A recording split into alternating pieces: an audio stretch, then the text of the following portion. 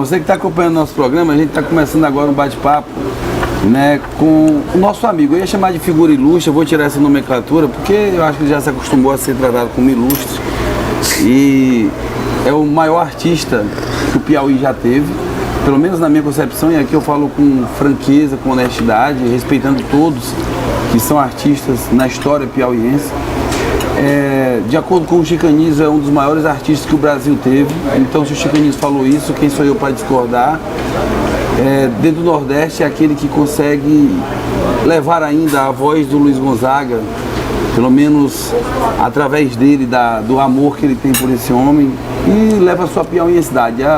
Em 2008, eu tive a oportunidade de conhecer o João Cláudio Moreno através do programa Consciência Humana, né, quando eu fui à sua casa fazer a primeira entrevista, entre várias que a gente já fez juntos.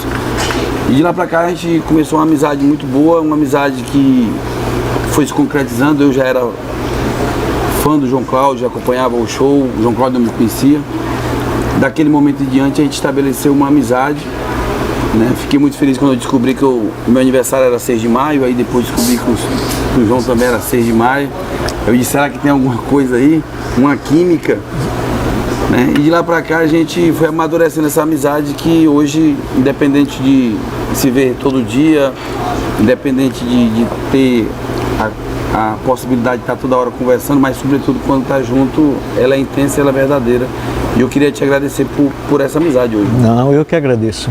Aprendi muito com ela, aprendi muito na primeira entrevista que nós fizemos lá em casa, na biblioteca, sobre o Piauí. Depois tivemos um no final da tarde, na varanda, que nós tratamos de espiritualidade. Isso. Né?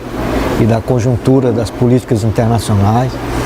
E hoje essa é a terceira entrevista para o Consciência Humana. Embora você tenha sido meu convidado, junto com o poeta Salgado Maranhão, para uma entrevista também para o meu programa, que repercutiu muito, que eu repito muito. Já repeti umas 3 vezes. Faz mal repetir, João? Não, esses programas assim, que tratam de temas que não são muito fáceis, que precisam ser, para serem assimilados, são informações conceituais. Então, para serem assimiladas, eles têm que serem vistos não só uma vez. Eu, quando gosto de um filme, por exemplo, eu assisto filme 8, 9, 10, 13. O Poderoso Chefão assisti mais de 200 vezes. O Nome da Rosa assisti mais de 100 vezes. O filme que é o Amadeus, que fala do compositor alemão Wolfgang Amadeus Mozart, assisti mais de 70 vezes. E eu não vejo os filmes novos, não vejo. Eu não leio os livros novos, eu releio os antigos. Eu quase não faço amigos novos, mantenho os antigos. E quando eu vou ver um filme, eu não tenho paciência, a não ser que o filme me prenda nos primeiros 6 minutos. Aí se o filme me prender, aí eu vejo e em seguida vejo de novo. Foi o que aconteceu com o filme sobre Tim Maia. Eu vi uma vez, aí me prendeu nos primeiros minutos, assisti, em seguida assisti de novo, 3 vezes. Quando eu li o livro do Albert Camus, O Estrangeiro, esse livro quem me sugeriu foi o poeta Francisco Miguel de Moura, deve ainda estar vivo. Era bancário do Banco do Brasil e da Academia Piauiense de Letras. Ele me sugeriu o livro L'Étranger, de Albert Camus. Eu li o livro em português, a tradução, que era uma coleção dos clássicos universais da literatura, os clássicos da literatura universal, e depois de ler 2 vezes em seguida o livro, li a versão em francês com um dicionário. Eu não domino francês, mas estava fazendo um curso de francês era um curso de francês que era dado aqui na Miguel Rosa, na Avenida Miguel Rosa, ao lado da Academia Brasileira. Não, acho que era no prédio que hoje é a Academia Piauiense de Letras, que quando não era Academia Piauiense de Letras, eu acho que era ali. Eu não sei se era a casa ao lado, que era pelo Pantaleão. O nome do curso era Le Premier. Então tinha espanhol, francês, inglês e francês, inglês, espanhol e português. Ele é de Portugal, casado com uma senhora da família Benício, de Pedro II, Pantaleão, não sei, nunca mais vi. Hã? Não, era de Pedro II, irmão do doutor Antônio Benício, aquele grande médico. Não me lembro o nome dela, tinha Dona Amparo, ela era uma delas. E então havia o curso de francês, né? E eu era muito impressionado com o francês. Então eu só vivia decorando todas as frases, os textos, e falava na sala de aula. Malgré les pressions venues du monde entier, la partie résistait. Jusqu'ici, la catholique française decorava. Então, tive vontade de ler o livro na língua original com o dicionário. João, você agora há pouco frisou que assiste muitos filmes antigos, repete muito aquilo que você gosta, relê outros livros. Lembrei agora aqui de uma discussão filosófica lá do começo da filosofia dos pré-socráticos, Parmênides e Heráclito, que o Heráclito de Éfeso defendia a tese de que o homem estava numa eterna mudança, num eterno devir, num movimento constante. E o Parmênides considerava que o homem tinha uma essência imutável, ou seja, alguma coisa que o caracterizava. Quase 10 anos depois da nossa primeira entrevista, o João é o mesmo ou o João mudou? Ele está meio pelo perfil do Heráclito aí, que muda constantemente, ou o João está mesmo nessa tendência do Parmênides, que tem uma essência que não muda e que vai se conservando? Primeiro é o seguinte, vamos considerar um dado importante que o jornalista Luiz Belo, já falecido, toda vez que citava Heráclito, dizia o filósofo, não o político. Botava sempre entre traços. Para não confundir. Dizia assim, o Heráclito, o filósofo, não o político, dizia: a gente muda algumas coisas e outras são imutáveis. E é necessário que mudemos. Desde que a mudança seja uma mudança para melhor. A mudança seja no sentido da ação que move o mundo, a existência, move as dimensões extraterritoriais, sensoriais, a maior força capaz de mover tudo e qualquer coisa no mundo, que é o amor. De maneira que é uma coisa muito triste, muito catastrófica chegar ao fim da vida e ter a consciência, não que os outros lhe digam, ou que os outros falem de você, mas você próprio ter de si uma consciência de que não amou, de que se fechou num egoísmo, numa autossuficiência ou numa alta complacência de si mesmo. Então toda mudança no sentido de progredir, lhe encaminhar para amar mais e melhor, é válida, é necessária e é para isso que estamos vivendo. Agora, se as mudanças, podem ocorrer mudanças também para pior, que lhe tornem mais fechado, mais egoísta, mais obtuso, mais materiais, aí são prejudiciais. Eu acredito que houveram muitas mudanças. As mudanças que moldam o nosso caráter são muito a partir do trabalho, da dor, do sofrimento e coisas que mudam uma pessoa. O sofrimento é necessário, então? O sofrimento é exatamente o processo de burilação. Como pega uma pedra bruta e vai tirando as arestas. Se a pessoa não sofre, se tudo é fácil, ela se acha autossuficiente. Então ela se acha um privilegiado, um endeusado. Pode até se considerar numa equivocada noção de si mesmo numa ilha, em que todas as pessoas devem fazer tudo que ela precisa. Pode se achar alguém superior, supremo. Exatamente. E a dor é justamente o caminho que todas as concepções filosóficas, quase todas filosóficas, e todas as concepções teológicas de religião vão chegar a esse ponto. O sofrimento é necessário para mudar a pessoa. Agora, se ela dá ao sofrimento um sentido, aí ela é o que se chama de amor. Então ela é capaz de amar.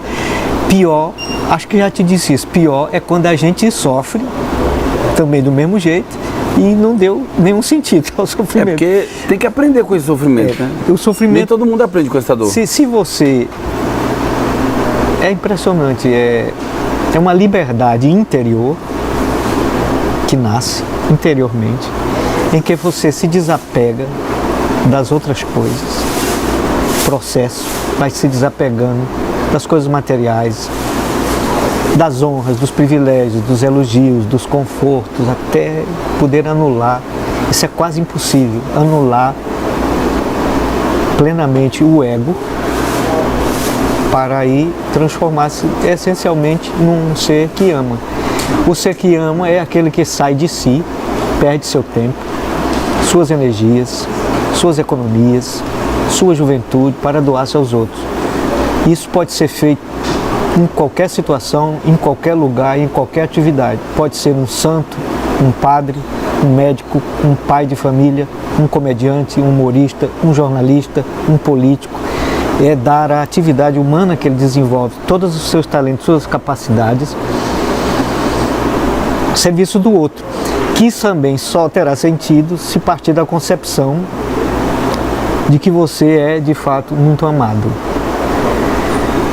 para colocar o indivíduo em equilíbrio. Ele primeiro, assim, eu não vou ser bom, eu não vou fazer o bem para ganhar o céu, eu não vou ser bom para agradar o outro, eu não vou ser bom para ser premiado.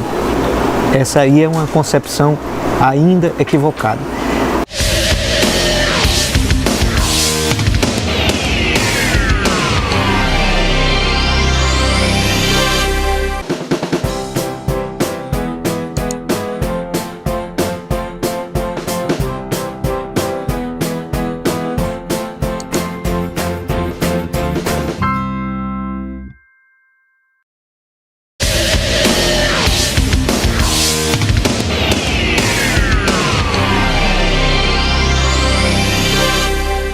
João, você me faz lembrar aqui uma coisa interessante. Você vai falando e a gente vai ruminando aqui as ideias.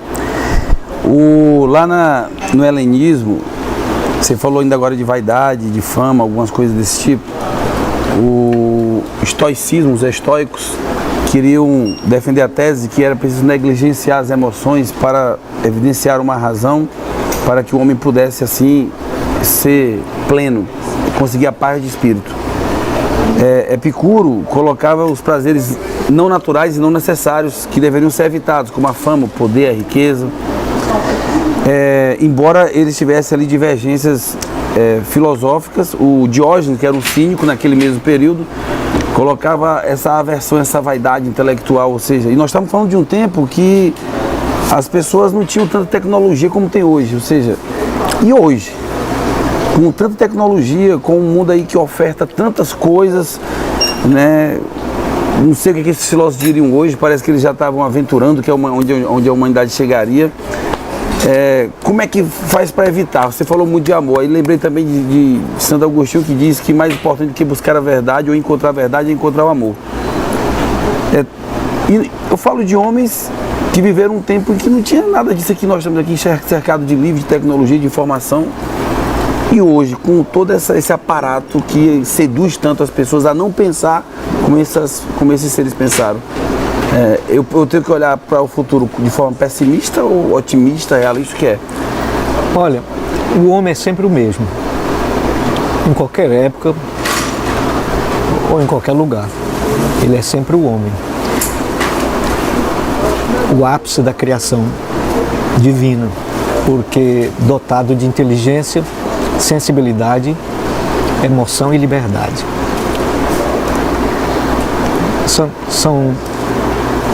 Santo Inácio de Loyola, nos exercícios espirituais no século XVI, muito antes do surgimento da psicanálise ou da psicologia, já dividia a personalidade humana em quatro aspectos. Falava de sensibilidade, inteligência, vontade e deixa eu ver, vontade, inteligência, sensibilidade e afetividade. E que havia, às vezes, certos indivíduos, como os artistas, por exemplo, em que a sensibilidade era exacerbada e a afetividade era detida, ou seja, era uma afetividade não desenvolvida. Isso dá problema.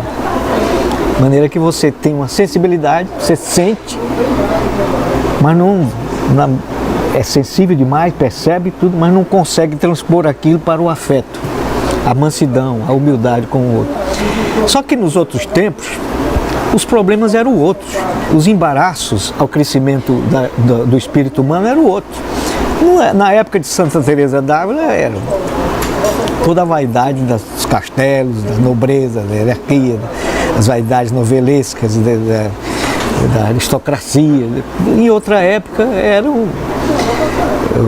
na época de São Francisco, por exemplo, foi o Papa mais poderoso da história, Inocêncio III, era o poder bélico das cruzadas, deter poder sobre todos os estados da Europa, submisso ao poder papal. Cada época tem suas dificuldades. Agora nós temos a tecnologia e o avanço. Nós estamos num período de transição onde estamos meio tontos, porque estamos mudando de uma época para outra. Tivemos a época da evolução do começo primitivo, que contava muito a força e o poder bélico. Depois tivemos a revolução da imprensa, que é a palavra escrita foi depois tivemos a revolução industrial, depois da industrial a revolução da comunicação. E a imprensa, inclusive, ajudou até naquele momento da Reforma Protestante, com Martin Lutero, Gutenberg. Se não fosse a imprensa, não haveria Reforma Protestante. Não haveria. E se não houvesse a Reforma Protestante, não haveria contra-reforma. Os jesuítas não teriam vindo colonizar todo o Novo Mundo. Para ver como é que as coisas... Naquela época, no século XVI, parecia que o mundo ia se acabar. Os luteranos tomaram conta da Europa, morreu muita gente e tal, e de repente aparece assim um exército que era a Companhia de Jesus, São Francisco Xavier, São Francisco de Sales, Inácio de Loyola, uma época de 16, homens que fizeram coisas impossíveis. Mas eu quero voltar para a questão da época de hoje. Viver na época de hoje é um martírio. É um martírio, João? Porque você tem exatamente a oportunidade realmente de crescimento ou de completo fracasso. Esvaziar tudo. Ou você cresce no amor, ou você sucumbe mesmo e fracassa na sua missão, porque é um martírio no sentido que você tem que abrir mão de muita coisa para poder se desprender e manter no mundo de hoje cheio de opções, de ofertas, de futilidades, e nunca se privilegiou tanto a exacerbação do ego, e sendo o ego o maior inimigo do crescimento espiritual do homem, quer dizer, Pascal já dizia, o eu é odioso. As redes sociais são exatamente projeções infinitas desse ego. Mas, aliás, todo conhecimento, toda inteligência é antiga e infinita. Nada é novo. Nada é novo. Nada. Qualquer informação que nos parece nova, inédita e tal, ela foi elaborada e existe desde sempre em alguma outra época ou em alguma outra dimensão. Tudo é uma breve recapitulação, ou como dizia Décio Gonçalves, tudo é reprise, nada é novo. Tudo aquilo que você faz, que você experimenta, já foi tentado experimentar de uma forma ou de outra em alguma época. Você falava de abrir mão, João, agora há pouco, eu me lembrei, inclusive hoje eu estava dando aula no Colégio Integral do professor Paulo Machado, e estava conversando com o pessoal do terceiro ano do ensino médio que vai fazer vestibular. E aí teve um momento que a gente parou o conteúdo para pensar um pouco na prática, no dia a dia, naquilo, como é que estava ainda a situação de aula. E aí eu perguntei aos alunos qual era a capacidade deles de renunciar. Disse, poxa, vocês vão fazer um terceiro ano, um vestibular, Vocês vão ter que renunciar, às vezes, a um final de semana, vão ter que renunciar, por exemplo, não sei, a um show de grande projeção que vai ter num domingo, ou seja, por exemplo, teve o show do Wesley Safadão agora, um artista que eu respeito, mas num domingo lotado, ou seja, cheio de jovens que no outro dia tinham que estudar e lá estava lotado.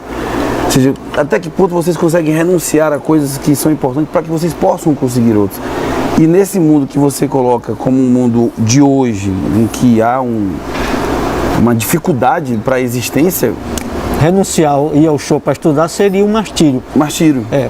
Ficar em casa seria um martírio. É nesse sentido que eu quero lhe dizer. É renunciar a ter dinheiro, quando a grande tentação é ter dinheiro. Hoje dentro da igreja, por exemplo, a grande tentação dos padres é ser famosos, ser artistas. Tudo é um martírio. Quer dizer, resistir a tudo isso. A pornografia, que era uma coisa que para você ter acesso, quando eu era adolescente, você tinha que sair de casa, escondido, ir para a Praça Pedro II, botar uma revista assim no rosto, entrar numa fila para o Cine Rex, onde passavam filmes pornográficos. Hoje você está na sua casa com maior facilidade, todos os tipos possíveis. Renunciar a isso é um martírio. E o martírio só pode ser feito em plena consciência e em plena liberdade. Quer dizer, o mártir é aquele que dá a vida pela fé, por uma causa, pelo amor. Aí é que eu volto. A grande liberdade interior, que é o que nós vamos alcançar e que nos está sendo dada a oportunidade nessa época difícil, é exatamente uma consciência humana interior de que eu não preciso de nada dessas coisas e que eu tenho com plena convicção e consciência total de minha liberdade, fazer opção por não ser rico, por não ter coisas, por não ter poder nem fama, e ao contrário disso, ser extremamente humano, carinhoso, amável, ter acesso a toda a fonte de conhecimento que possa ajudar a mim e aos outros, ter compaixão, ter caridade, compartilhar o conhecimento e os bens, essas coisas. Esse é que é o martírio que eu falo. Quer dizer, porque as almas sensíveis, as que sabem que estão deslocadas desse contexto, elas vão sofrer bastante. Sofrem muito. E porque, como disse Jesus, meu reino não é deste mundo. Então, assim, aquelas almas que eu não era para estar aqui, eu não quero fazer parte disso, elas sofrem. Então, nesse sentido é que é o martírio. Resistir a isso. João, no século XIX, nós tivemos aí um avanço muito grande das ciências sociais, né? Não mudando de assunto, mas enriquecendo mais. Tivemos o darwinismo social, Herbert Spencer, César Lombroso, e o Augusto Comte veio com o positivismo, pregando lá uma ideia de que a mitologia, a teologia, a filosofia, elas tinham sido importantes em determinado momento, tinham ficado para trás, e que a partir daquele momento tudo era científico, tudo era racional. Você é um homem de fé. O positivismo pregava essa racionalidade. Augusto Comte. Aquilo que ele pregou não aconteceu. Eu acho até que se tivesse levado tão a sério Augusto Comte, o mundo poderia ter sucumbido já. Onde é que está a fé? O espaço da fé. A fé está circulando aonde, João? Você falou de algumas vaidades, agora a fé está circulando aonde, João? Qual é o espaço que a fé encontra para poder se manter firme no seu propósito? Não existe fé sem martírio.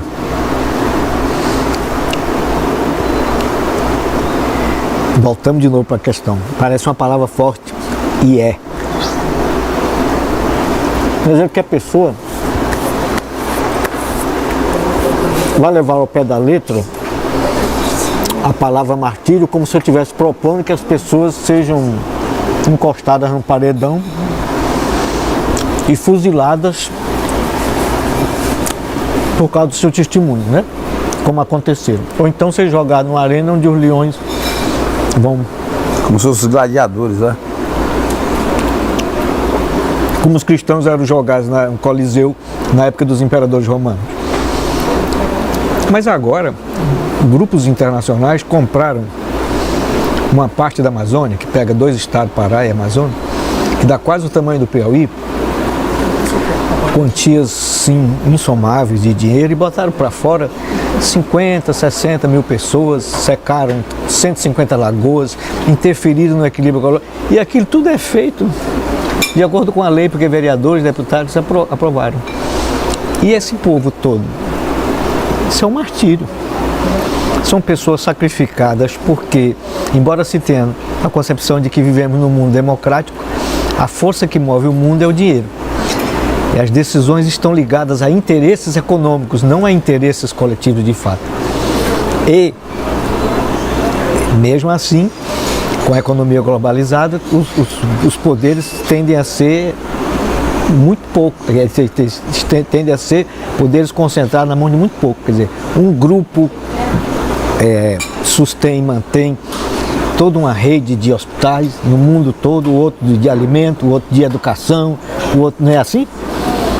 Então, a fé é alguma certeza que ele anima, baseada numa luz que se acende no seu coração e que também pode ser na sua mente, sem que exija nenhuma prova, nenhuma justificativa, nada que lhe convença. É um autoconvencimento. A minha fé, por exemplo, ela nasceu primeiro de uma cultura católica. Você acredita nisso, tal, e você, porque foi ensinado a crer, você crê sem questionar. Quando chegou o tempo de você pensar muito sobre as coisas, eu imaginei, se existe o belo, bonito, esteticamente falando, existe aquelas pessoas que são justas, que têm um senso de justiça, outros que têm uma capacidade de amar muito grande. Se há o belo, o justo, o que ama, o que sabe, o que empreende grandes coisas, é porque fora dela, acima dela, além dela, há uma fonte de justiça, de beleza, de amor. E tudo isso é essa fonte que eu vou chamar de Deus. Então é uma fé que parte do princípio de não fragmentar as coisas, da inteireza, da integridade das coisas. João, informalmente agora há pouco você comentava que leu Assim Falou Zaratustra. Sim. Do Nietzsche. O poema, eu não li o Nietzsche, eu li o poema do Benedito Nogueira Tapeti. Eu nunca li Nietzsche. E até o filme que ele, da loucura dele, como que chama o filme? Quando Nietzsche Chorou? Quando Nietzsche Chorou. Eu tentei assistir, foi desses que pelos 6 minutos não me prendeu. Tentei várias vezes. Eu já sempre tive uma antipatia muito grande pelo Nietzsche, porque Deus estava morto. E eu, como um crente, que está morto é ele. Então, eu vi o poema, agora aí sim, eu vi o poema do Benedito Nogueira Tapeti, porque é o seguinte, essas filosofias ateístas que nasceram na Revolução Francesa, iluministas, essas coisas, isso nada é da agora, é levar o homem para um precipício. É levar o homem? Levar um homem para um precipício, o precipício do materialismo cego, que escraviza, que esvazia, que tira o homem. A própria intenção do Augusto Comte, positivista, o Concílio Vaticano II, ele se comportou muito em função de uma reação ao pensamento positivista do Augusto Comte. Considerava a crença católica como uma crença menor, uma crença aceitável para que possa colocá-la a serviço do homem. Mas tirar o homem do serviço a Deus. Compreende como é? Compreendo. Nós temos essas 3 virtudes teologais: a fé, a caridade, que é o amor, e a esperança. São Paulo diz que das 3, a mais importante é o amor. Santo Agostinho diz: ama e faz o que quiseres. Santa Teresinha do Menino Jesus, do século XIX, tuberculose intensa, morreu aos 24 anos, dores terríveis, porque apodreceram os pulmões e os intestinos, dizia assim: o meu purgatório é o amor. São Giuseppe Moscati, que era um médico em Nápoles, ele dizia que o amor nunca é em vão. Ele ficou totalmente pobre, porque além de consultar de graça, ele ainda vendia os móveis para poder comprar os remédios dos pobres. Abriu mão de casar e tudo enquanto, porque queria servir. Era o médico mais brilhante da Itália, mas não queria ser diretor nem professor de nada. Encontrava a sua realização só no serviço. Não era nenhum frade, nenhuma pessoa contemplativa que vivia dentro do mosteiro, não. Um médico. Agora, século XIX, em Nápoles, São José Moscati dizia: o amor nunca é em vão. Madre Teresa de Calcutá, que impressionou tanto o Papa Paulo VI quando ele esteve na Índia, nos anos 70, acho que 70, foi o primeiro Papa que esteve com Madre Teresa de Calcutá. E voltou impressionado e aí começou a pregar sobre a civilização do amor, que é justamente uma reação às filosofias ateístas que colocam o homem no centro da história. Então tinha um confessor dele, o Padre Júlio, que disse assim, ele ficou muito impressionado com Madre Teresa. Então o Padre Júlio dizia: sabe por que Madre Teresa convence tanto?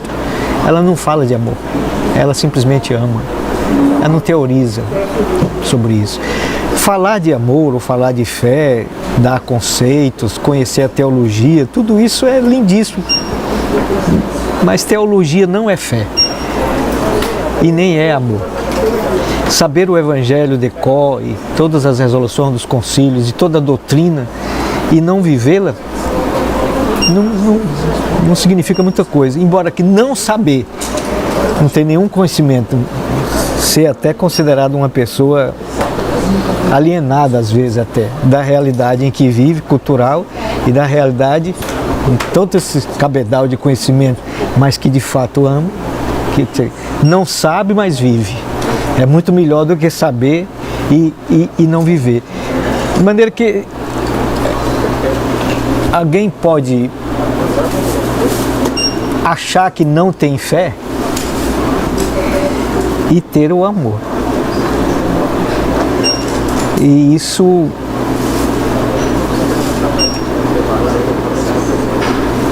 é mais importante do que professar uma fé sem amar. Sem amar, porque também está no Evangelho que uma fé sem obras não adianta nada. Está morto. E outra coisa que tem no Evangelho diz: não é aquele que diz Senhor, Senhor, que entrará no reino dos céus. No amor é uma força que você sente a necessidade de fazer o outro feliz, mesmo que isso lhe faça infeliz. Não foi nenhum teólogo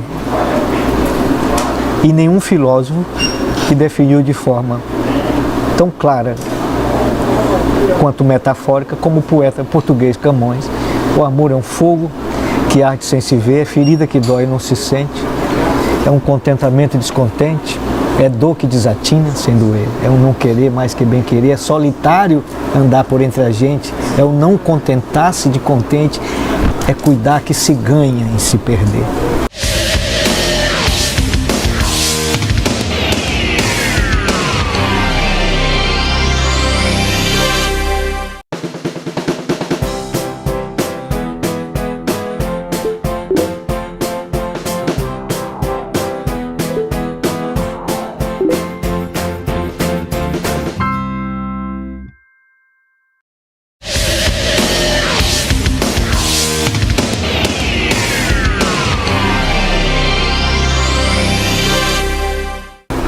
João, em 2008, você, durante a entrevista, eu perguntava sobre o Piauí, e uma coisa me marcou bastante foi quando você colocou a situação que o Piauí, ele era, um dos grandes problemas que você colocava, é que o Piauí era distante de si mesmo. o Piauí era distante de si mesmo, tanto do ponto de vista geográfico, mas principalmente do ponto de vista psicológico. Você explicava, a gente vai tentar recuperar para colocar aqui no programa. E você na época, né, olhava para mim, ainda começando a fazer o programa vai completar 10 anos em julho, você dizia assim, cuidado para não cansar. Cuidado que você pode cansar. Né? Eu lhe confesso que às vezes esse cansaço ele vem, mas aí vem aquela cuidado para não cansar. Você assiste o programa mesmo, João? Ou só assiste quando dá entrevista? Não, eu assisto o programa. Fala a verdade. Eu tanto assisto o programa como assisto muita TV Assembleia. E até hoje nunca entendi por que a TV Assembleia não faz um projeto de divulgação, de promoção da própria TV. Porque tem gente ainda que não conhece o canal. Tem lugares que ele pega um canal, é um número, tem outro que é no outro, tem casas que não pegam o canal 16 e tal. Eu assisto muito programa da Consciência Humana e vejo entrevistas maravilhosas. Semana passada eu vi com o Antônio Trindade, outro dia vim com um professor que eu até te falei o nome, que me surpreendeu bastante e confirma aquilo que eu sempre digo do Piauí, é uma terra de gente inteligente, Piauí. Os estudantes daqui se destacam em medicina, no Rio, em qualquer lugar, no ITA, fora, tá? Mas aqui há inteligências impressionantes e impressionáveis em todas as áreas. Nessas áreas, nos vastos campos da tecnologia, que me suplanta, que eu não domino, está aqui meu celular. Você sabe que é aquele lanterninha. Eu me sinto incapaz de acompanhar os avanços tecnológicos, porque eles são permanentemente mutáveis e eu sou um permanente conservador. Por mim, as coisas não mudariam. Então eu jogo a toalha. João, mais um martírio. Você é meu amigo, e aqui eu estou usando a palavra amigo no sentido literal da palavra, não é aquela coisa de usar a palavra só para dizer que é amizade. Se tivesse que intervir no programa Consciência Humana, contribuir, falar assim, rapaz, eu acho que poderia melhorar nisso, naquilo, você diria o que para mim? Eu acho o seguinte, esse nosso idioma é um idioma ingrato, português. Porque quando a pessoa vai em português, ela diz, eu vou dar 2 palavrinhas, ela fala 40 minutos. E não é como o idioma alemão, que é uma língua lógica, inteligente, semanticamente falando. Do ponto de vista sonoro é horrível, né? É uma língua bruta, né? Tanto que Mozart, quando compôs uma sinfonia, uma ópera em alemão, foi um escândalo, porque eles preferiam em italiano, que era uma língua mais agradável aos ouvidos. Mas o alemão é a língua da sociologia, é a língua da filosofia e é a língua da teologia. Os teólogos, os filósofos e os sociólogos são alemães. Exatamente porque é uma língua que, com pouco de estudo, nós não. Eu acho que tem muita conversa. Nós, tanto você como eu, como outros, o nosso grande pecado é que a gente faz uma volta para ir direto ao ponto. Mas isso a gente pode corrigir na edição. João, eu trouxe hoje um presente para você, um livro, Cartas da Humanidade, né? Civilização escrita à mão, de Zaratustra a Barack Obama, Cartas Essenciais para a Compreensão da Humanidade. Parece um livro volumoso, mas como são várias cartas, você pode ler bem devagarzinho, uma carta por dia. Eu coloquei aqui na dedicatória, 16 de maio de 2017, João Cláudio Moreno. Com amor, carinho, amizade, muito sentimento de fé, dedica esse livro aos dias de eudaimonia vividos como seu amigo. E queria que você guardasse como uma recordação, um agradecimento pela disponibilidade. Você falou dos 3 programas que a gente gravou. Então eu trouxe presente também, eu vou... Aqui vai ser o protocolo troca de presentes, olha. Você já viu quando os papas visitam? O presidente visita o papa. Então, obrigado. Você falou de 3 programas que você gravou, mas você fez bem mais do que isso. Você fez mais do que 3 programas. Uma vez a gente fez um programa sobre sua vida lá no estúdio da TV Assembleia, nem como funcionava na Assembleia, que é um 4º programa. Foi. É verdade. Você fez 2 shows muito especiais para mim, em homenagem a Luiz Gonzaga, quando eu organizava a festa. e aquilo deu uma projeção muito grande ao programa, fez o programa ficar muito mais conhecido. O fato de aparecer do seu lado fez com que o Consciência Humana e Elielso tivesse uma projeção. Afinal de contas, você era uma figura pública, eu não.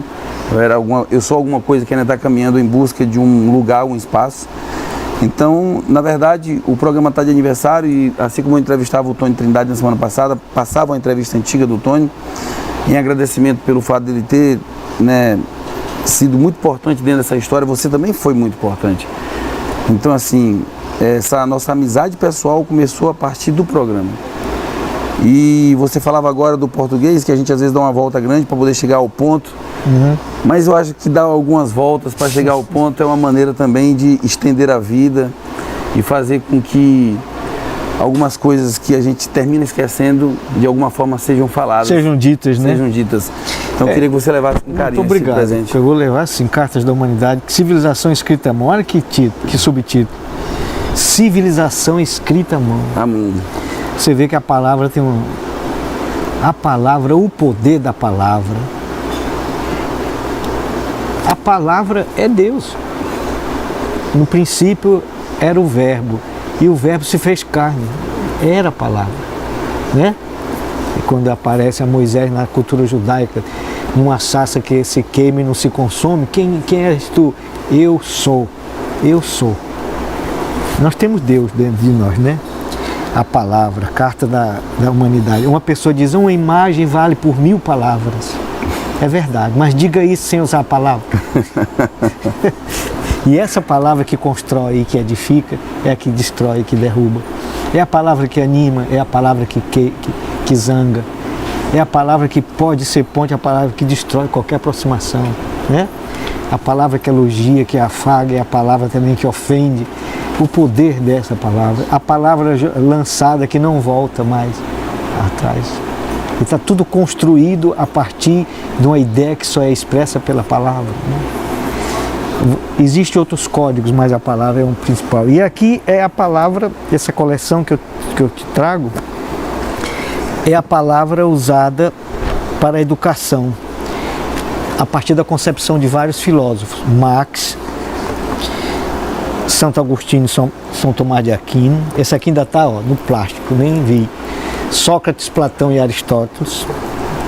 E aqui são grandes educadores, Carl Rogers, Celestin Freinet, Paulo Freire, que está no Skyne, o Henry Varro, Howard Gardner, Jean Piaget, que esse aqui tem uma grande influência no Ocidente, John Dewey, Edgar Morin, Darcy Ribeiro, e esse aqui eu acho que é russo, que eu não sei nem chamar. Deixa eu ver. Lev Vygotsky. Vygotsky, gosto muito dele. Esse aqui, gosto bastante. Apresentadora da Marta Coll de Oliveira. Eu acho que muito influente na minha formação como professor, Vygotsky. Essa coleção estava comigo e eu acho que devia estar nas suas mãos. Então, eu estou passando para você também como uma forma de desapego, de ficar leve. E você, quando vê e usufruir daquilo, passa para outros. Entendeu como é o negócio? E como um exercício de amor. Essa semana eu fui fazer o show para as mães, Colégio Diocesano. Então eu fiz 3 dias. Eu acompanhei pelas redes sociais. E antes de entrar... Colégio que você estudou, né? Colégio que eu estudei. E antes de eu entrar, entrava cantando no meio daquelas mães, eu soltei um vídeo que está circulando pela internet do Papa Francisco falando sobre a mulher. Aí o Papa Francisco diz, la donna, a mulher, né? La donna é suprema. E ele fala que é a criação de Deus, la donna é a harmonia, a beleza, a mulher é a beleza, é a harmonia, é o equilíbrio perfeito, é a perfeição da criação divina. Aí ele diz, eu personalmente credo que Dio tenha feito a madre, la feita la donna, para que nós possamos ter uma madre. Deus fez a mulher para que nós pudéssemos ter uma mãe. Com isso eu entrei. Todo mundo via o Papa falando, eu entrava e desenvolvia o show. E no final dizia que a coisa que mais se parece com o amor divino é o amor de mãe. Porque é um amor gratuito, é o amor que não espera retorno. Às vezes o filho desaponta tanto os pais e comete as piores coisas, e o pai, a visão masculina, paterna do pai, é severa e bota o filho para fora, está expulso. Não é mais meu filho, não venha mais aqui. Mas quando o pai viaja, a mãe telefona e diz, seu pai viajou, vem aqui. O filho pode ser um delinquente, pode ser tudo aquilo, a mãe perdoa. É carne da carne. Pode ser que um dia ele quebre a casa toda, ela diz, coitado, hoje ele está tão... Então é a forma que mais se aproxima do amor de Deus. De maneira que quando você se sentir enganado, injustiçado,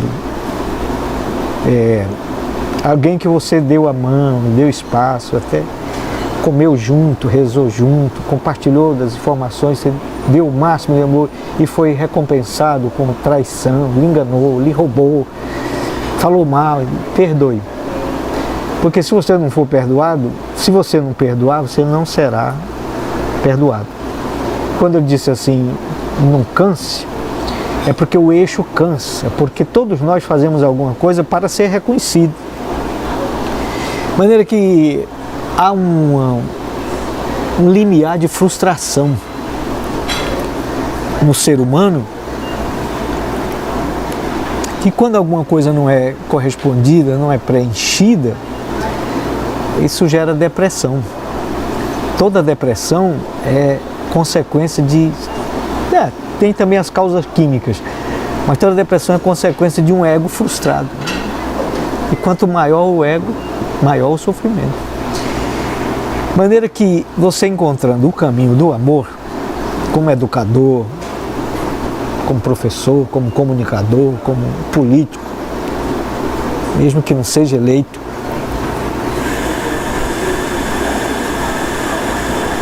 se você de fato amar, quer dizer, doar-se gratuitamente, sem nada esperar,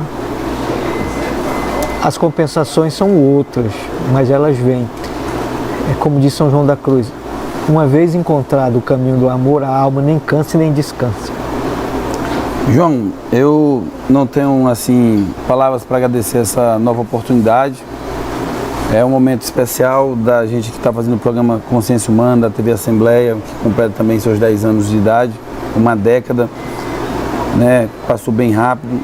É uma oportunidade enorme estar aqui sentado ao lado de você, que eu tenho uma admiração profunda como artista. E eu sempre gostei de diferenciar o João artista, passei a diferenciar o João que eu tenho intimidade, que eu tenho amizade para conversar, para bater um papo, para escutar as coisas.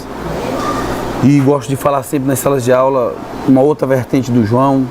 Às vezes acho que as escolas, os donos de escolas deveriam aproveitar mais o João Cláudio para estar lá batendo papo, conversando, dando palestra, batendo papo com o aluno, não só fazendo o show de humor, porque assim, na nossa intimidade eu vi que o humorista, ele beira, né, a perfeição do ponto de vista do seu trabalho, mas o homem tem tantas coisas guardadas para mostrar, que nesse final de gravação, eu não vou fazer pergunta, eu gostaria apenas que você usasse esse nosso espaço, olhasse para a câmera, e já que hoje a gente grava as coisas e as coisas se eternizam, ficam guardadas, a gente vai morrer e as coisas vão ficar por aí.